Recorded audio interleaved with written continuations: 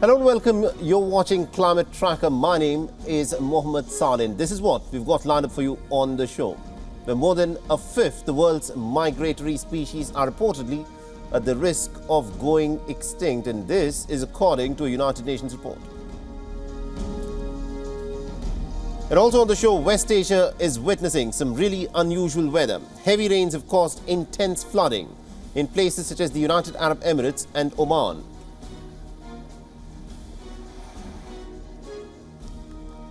And a fast-moving winter storm is expected to hit the U.S. northeast, possibly dumping as much as about 8 inches of snow on New York City.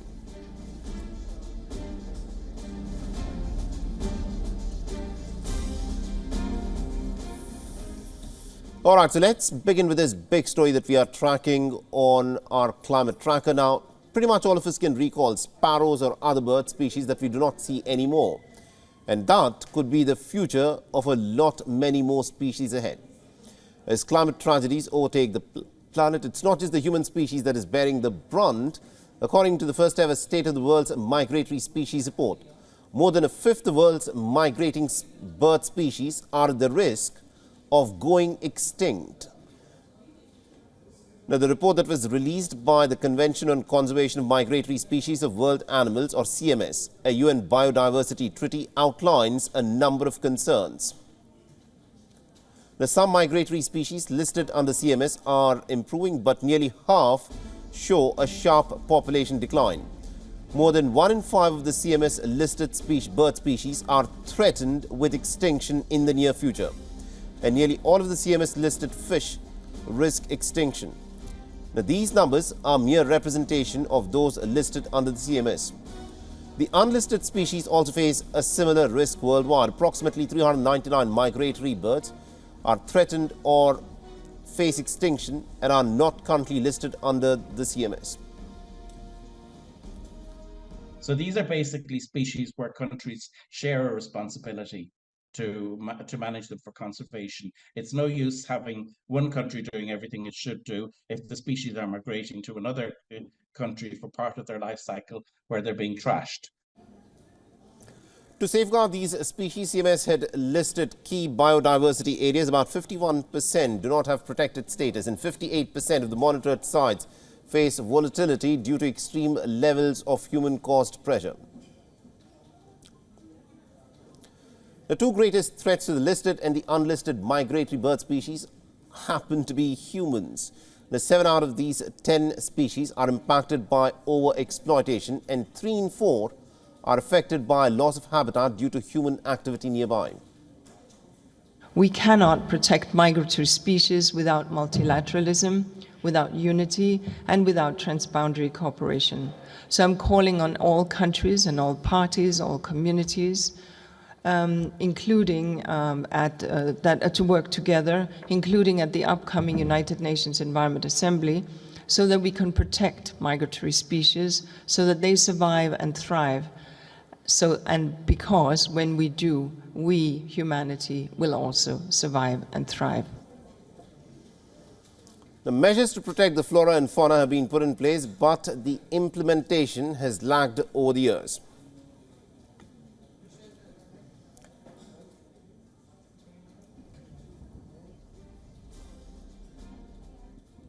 The conservationists are urging the government to honour its 2022 pledge under the new Global Biodiversity Agreement to try and restore land back to nature. That is about 30% of the world's land and sea territories by the year 2030.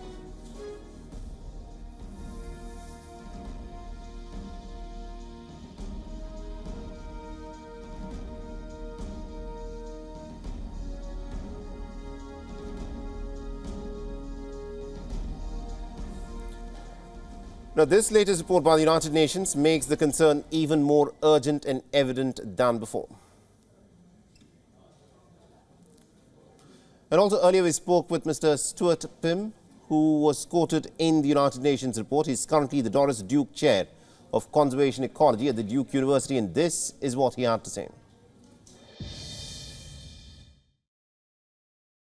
I think it's striking, but then in many ways it's not surprising. that the species of birds and mammals that migrate have to go through a lot more danger than species that stay put. So, we think of tigers as being a threatened species in India.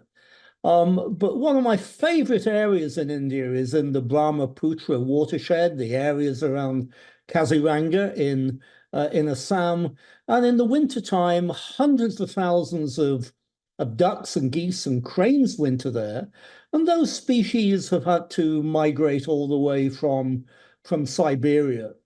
So those species run many greater risks than the species that stay put. And it's perhaps not surprising that a greater fraction of them are threatened with extinction.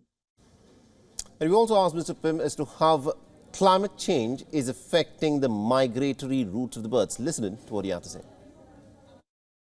I think it can interfere in a number of ways. I mean, one of the big changes that's taking place to the north of India on the Tibetan plateau is the Tibetan plateau is getting warmer. It's getting substantially warmer, and that's altering the wetlands there. It's altering the lakes and so on. The glaciers are melting, and all of that sort of changes the natural ecology of that ecosystem. And that's a fairly obvious way in which changes are taking place. But the other way is that when migrants head north to breed in Siberia, they sort of expect conditions to be right when they get there. And what's happening now is that those conditions have changed. They become warmer, spring is coming faster. The small migrant birds, the various kinds of leaf warblers that winter in India, for example, expect to go up into the boreal forest at a time when the caterpillars are hatching. Well, with global warming, they're too late. Things, spring has already happened. So there's a lot of things happening because the seasons are being changed by climate disruption. Now, climate change is showing its effect across West Asia. The region that is accustomed to high temperatures and dry climate is now witnessing some pretty heavy rains and hailstorms. The unusual weather has caused some intense flooding in the United Arab Emirates and also in Oman. Oman has issued warnings to citizens to take necessary precautions and to avoid low-lying areas. The country has also announced a day off, advising both employees and students to stay at home. In the United Arab Emirates, giant pieces of hail were seen on the ground, with a resident saying that it looks like it does in Georgia and not the United Arab Emirates.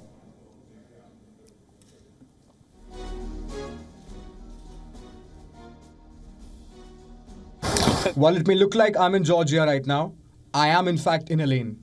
This is the first time something like this has happened, to have a hailstorm or an ice storm. An unstable weather overtook several parts of the United Arab Emirates, flooding some streets and also stalling traffic in Dubai. On Monday, Dubai police issued a public safety advisory warning the residents to the adverse weather conditions. Now, the advisory asked the public to stay away from the beaches and to avoid valleys. Abu Dhabi's police also announced that people could get a certificate detailing the amount of weather damage to their vehicles. Now, the United Arab Emirates Ministry of Human Resources and Emiratization has urged the private sector to implement flexible work conditions for the day.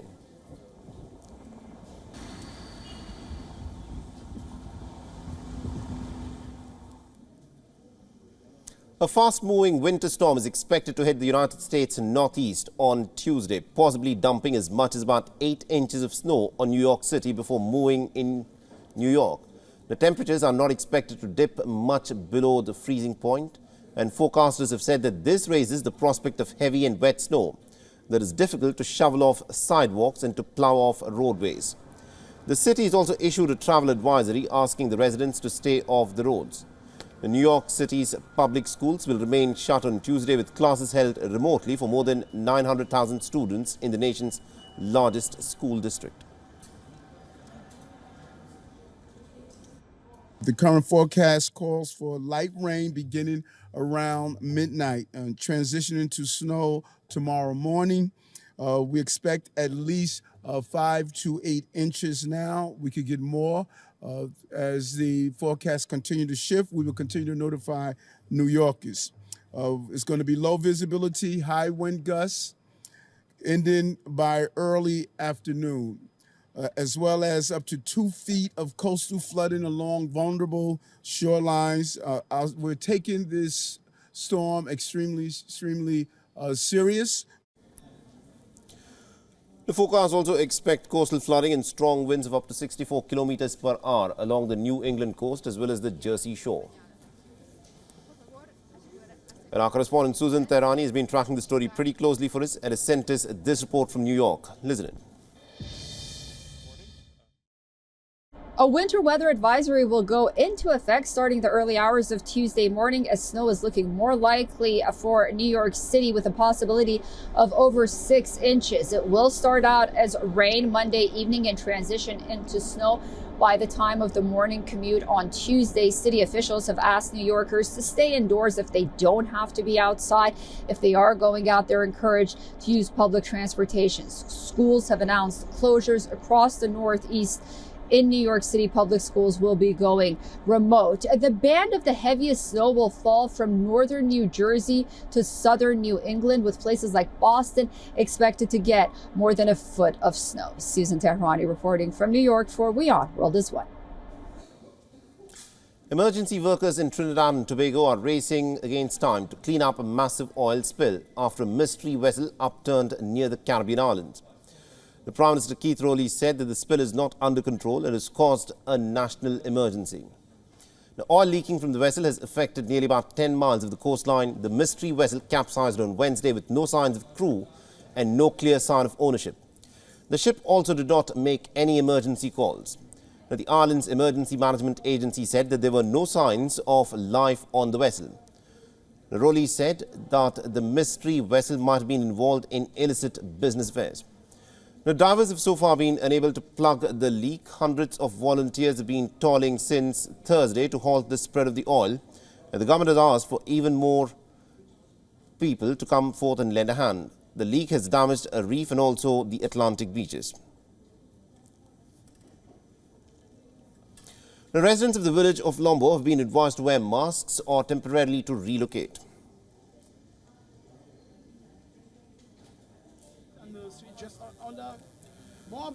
The government has posted satellite imagery on social media showing affected areas. The spill comes at the height of the carnival season, threatening tourism that is crucial to the dual island nation's economy.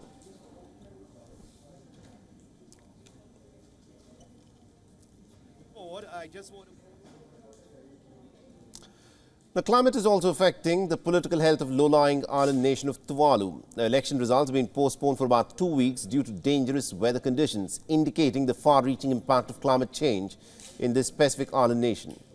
16 newly elected lawmakers could not reach the capital of Funafuti to cast their vote to elect a new prime minister. The strong western winds prevented their boats from reaching the city. Footage shared by the weather department shows exceptionally high waves of up to 4 meters hitting the shores.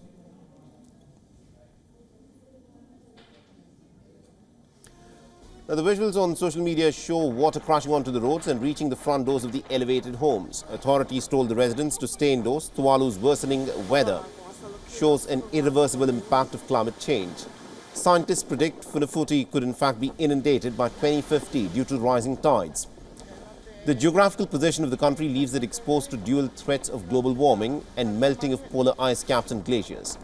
In addition, frequent cyclones batter Tuvalu, constantly hampering its ecosystem. The country has struck a deal with Australia to allow its population to gradually migrate, but it is also seeking for urgent action to protect its coastlines.